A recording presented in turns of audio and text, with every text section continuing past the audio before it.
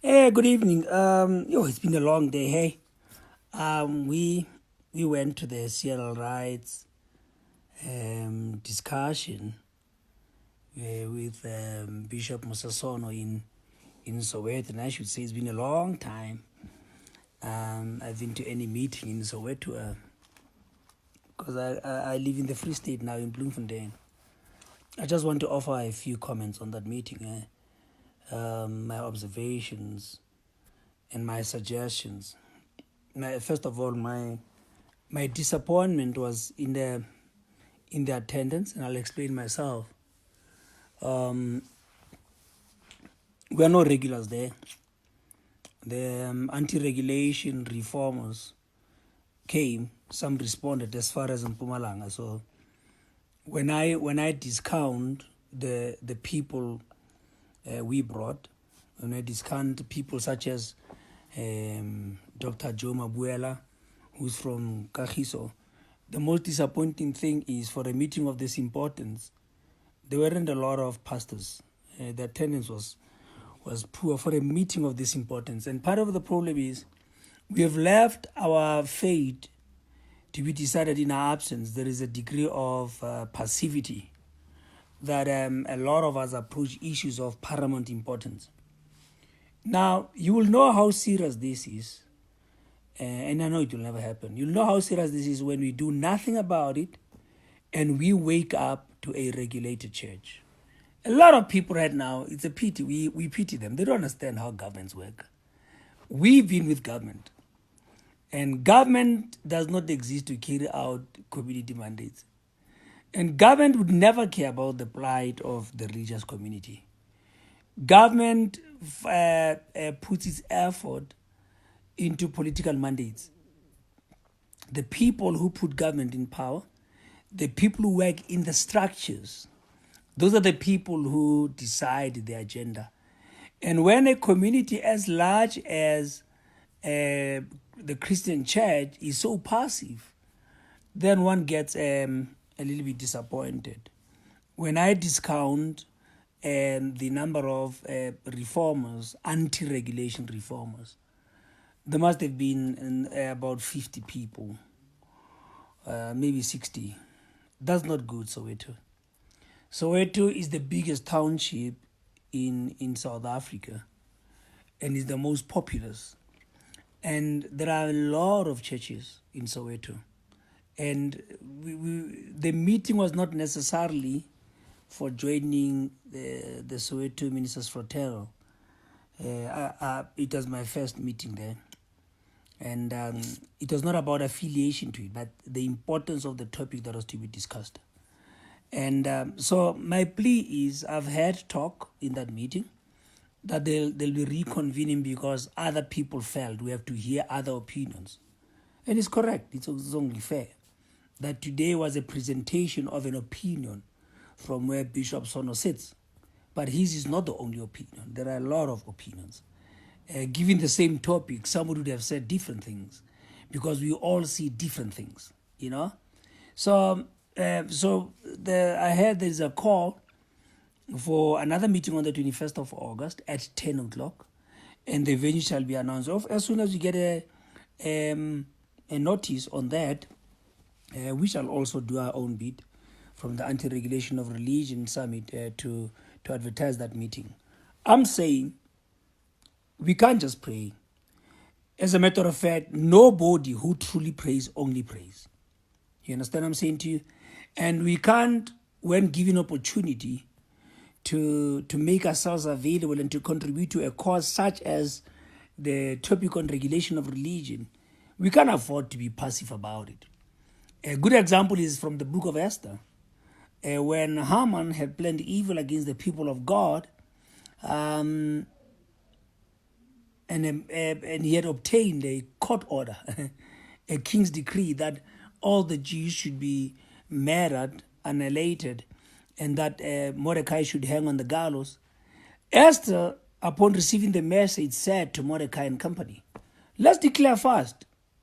Let's humble ourselves and let's just fast. But after that period, she still had to present herself before the king. There is no degree of praying that will exempt you from acting out your faith. And I know it sounds spiritual that we shall pray and you guys do the work, but nobody who truly prays only prays. So I'm saying diarize the 21st of August, because we also, the Anti-Regulation of Religion Summit, we desire the Soweto Ministers Fraternal to hear our point of view. We desire to put forth our perspective to talk about the context we have gotten into. We have context of some issues. And it's true, as I said earlier, had we made a presentation, we would have done it differently. But that's not for me to say. So here is the point that really disappointed the attendance. But moving from there, besides the fact that the talk went into nothing serious except Bishop Sonnen laying out the process from where they sit, it went into questions and answers. And what had me thinking was, I'm sitting there and I was thinking, maybe that's what we need to start thinking through in our minds. Are we talking the regulation of Christianity or the regulation of religion? Because following from what I had said in that meeting, the problem seems to be when the Civil Rights Commission started out with the investigation in 2015, their concern was the commercialization of religion. Now, and they started building a case for the regulation of religion based on their perceived commercialization of religion. The hypothesis was not the commercialization of the church. The hypothesis was the commercialization of religion. And one would have expected that their study, since they're talking about religion, would go beyond the money people are forced, if they are forced, to give out in Christian churches, into issues of halal. Halal is a multi-billion rand industry. And we know that what necessitates halal is the demands the Islamic Judicial Council made on our government. And it's a commercialization of religion. When you talk about halal, it's a commercialization of religion because its origin is in religion, but it costs people money. And it generates money for the Islamic Judicial Council. So basically sitting in a situation where even those who are not Muslims are contributing to Islamic causes. I would have expected that to go that route. You don't talk about the commercialization of religion, and you concern about the 7,000 that Ralph Lukau wants from women who want to get married, the 5,000 that Bushiri wants from people who sit around him, to the 3,000 that a pastor demands people to pledge, and leave out a multi-billion-dollar industry. So I would have wished to have asked that, but that's fine. Were we talking about the regulation of religion or the regulation of Christianity? Another observation was, if it has to do with all the work the Civil Rights Commission has been doing from Bishop Sono's presentation, then there is no intent to regulate religion. It's obvious that somebody came to the conclusion that the regulation of religion is not necessary. What is necessary is the regulation of the church, of Christianity. Then that gives me problems, because you don't set out to prove or disprove that religion is commercialized and end up with deciding that Christianity should be regulated if your study has not shown that no other religions are not into money, if you get what I'm saying. Now, when we look into the issue of the regulation of the church, then it has changed the terms, because you have assumed, that means somebody there has assumed that religion, don't forget, African tradition is a form of religion. Don't forget that the Universal Church, Mormonism, the Church of the Latter-day Saints, the richest church in the world, I was shocked actually when I did the research and found out that the Mormons are far richer than the Catholics. That's some wealth there. And there are Muslims, there are Hindus, and there are Scientologists. But there are also your watchtowers, your so-called Jehovah's Witnesses. But there is also the Baha'is. What are we saying? Have we gone into investigating to find out if there is a degree of commercialization there, or did the previous commission for civil rights, did they just develop a fixation with Christianity? You know, you can't tell me now that your witch doctors, your traditional healers, your sangomas, they don't charge people money. I heard talk there that from the bishop that there was willing to bring in SARS and all that to help the churches, but then isn't SARS going to be helping the sangomas? They charge people. Is anybody going to be demanding their books? That is anybody who has the authority to do so. I think you have seen how we have deliberately staged a resistance against some faceless people assuming authority they don't have. Not even authentic government structures or state organs have an authority to demand certain information from you unless they subpoena you or they give you court orders. But the point I'm trying to make is, with the demand on the Christian church, most specifically, if you've been following the narrative, especially our so-called independent churches, with the demand on them to comply, is there equal demand on the Hindus?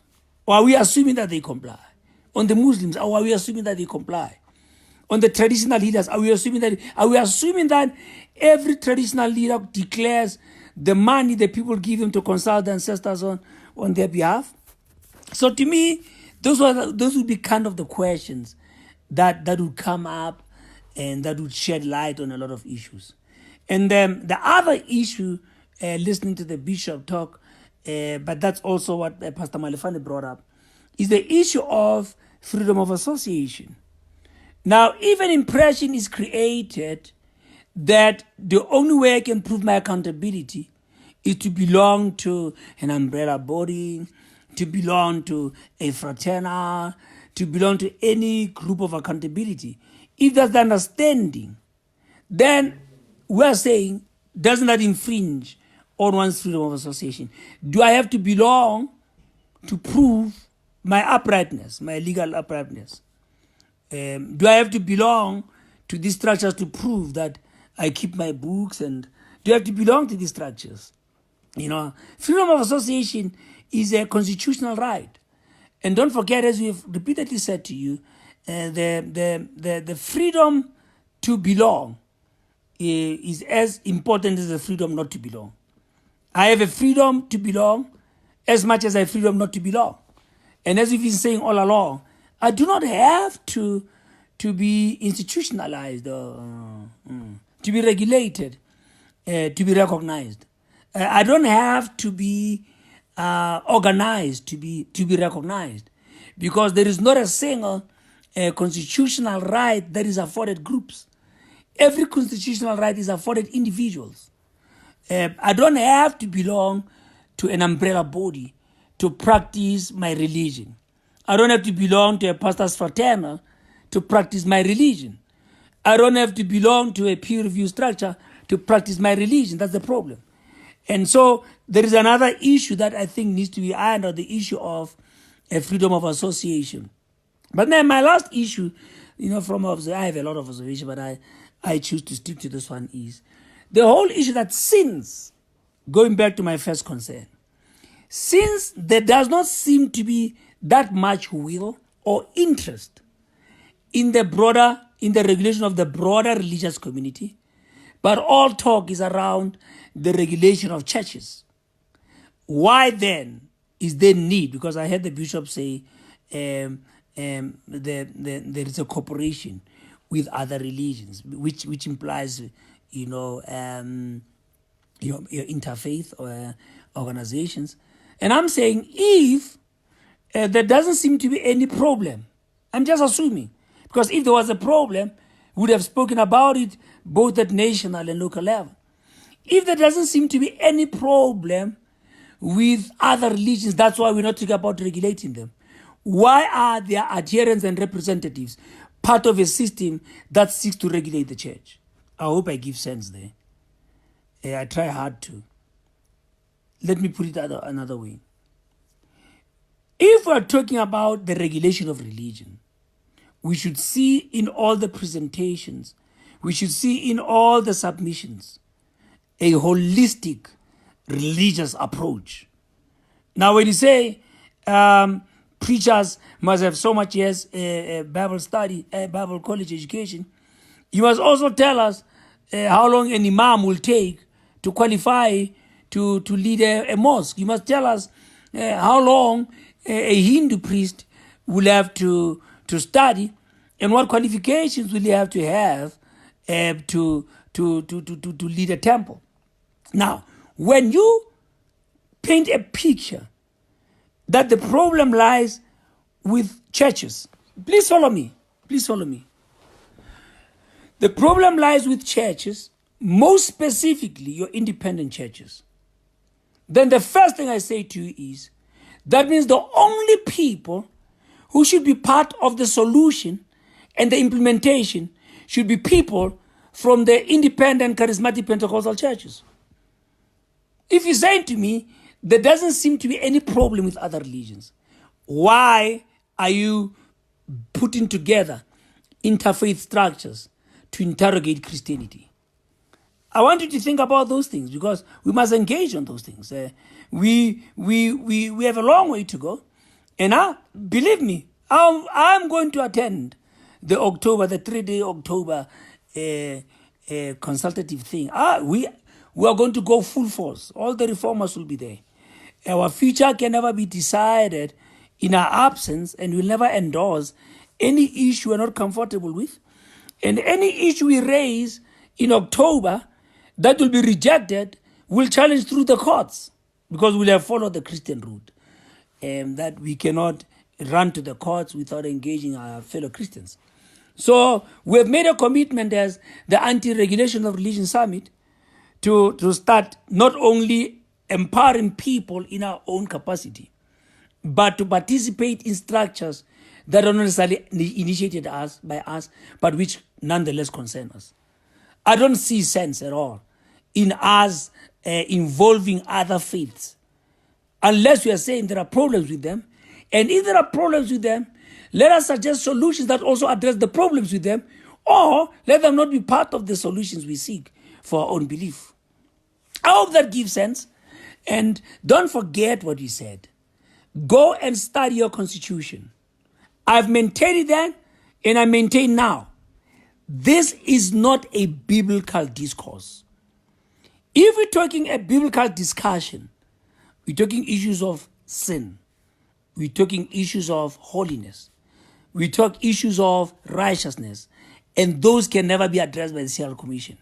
Those cannot even be addressed by Parliament. Those can never even be addressed spiritually, legally. The fact that the Cial Commission, a human institute, found it necessary to bring the issue of the regulation of religion on the table means it's not a biblical issue. Because from the words of Jesus and from the words of the apostles, the advent of false prophets should not shock true Christians. If you read the Bible, you know that Jesus and his apostles told us the last days will be characterized by an advent of falsehood, but a high degree of apostasy. Now, we can't read the Bible, which tells us that false prophets will increase in the last days, and read the Bible, which tells us there'll be great falling away from the Christian faith or from working with God. And when it happens, we run to a government institute and say, regulate church to stop that. We can't. From a biblical perspective, we can't stop the rot that is setting in the church. Please apply yourself to what I'm saying. The Bible foretold an era where callousness and sin and unbelief and immorality. It's there, perilous times. And Jesus says, when you see the abomination that brings desolation, studying the holy place, you must flee. Now, we can't do that. We can't see that, read that. And when we see the abomination, I mean, it's an abomination. People served dog meat for communion. People eating snakes in church. People eating grass and people drinking. That's abominable. But when it's fulfilled, you can't call an earthly institution like government and say, regulate it to stop. It can't be stopped. The rod that is set in cannot be stopped, let alone by an earthly government. So if we are calling for the regulation of religion because of the corruption, because of the falsehood, then we don't read the Bible. Because Lord Jesus says, the parable he gave is, when they planted good seed and went to bed, when they woke up and the enemy had planted the tares among the wheat, the servants wanted to regulate. The servant said, no, Lord, let's clean up. He says, no, you don't possess enough wisdom to clean up. Let's leave them for judgment day. That is why we, the Anti-Regulation of Religion Summit, we agree with Parliament. Anybody who breaks the law, there is a law enforcement agency to deal with it.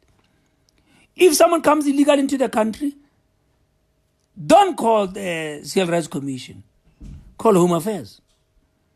If somebody evades taxes, don't call the peer review structures. Call SARS. If somebody is raping girls in church, don't call a bishop. Call the cops. If somebody is embezzling church funds, there is an organized crime unit. So what we are saying is we agree that is why to the Anti-Regulation of Religion Summit, the resolution of Parliament gave sense that the CLRED is recommending something that is unworkable, something that is unnecessary, and something that is unconstitutional. You can't open the Bible to solve crime, but you can't open the law to solve sin. I hope that gives sense. Think about these things and let's engage further. Our next outing is 17 August in Newcastle for the Anti-Regulation of Religion Summit. That's what we're facilitating. And the next one is 24 September in the Vaal. And we shall definitely be around Gauteng. And we think it's going to be Ekurhuleni in October. But then it's up to you to participate and to be involved. This is Dr. Shimi Chi Aobaga-Kotu. My number is 079-695-8908. And my email is chi@shibikotu.com. And you can contact me. Let's engage. And let's see if we make sense to each other. May the Lord gladly bless and keep you.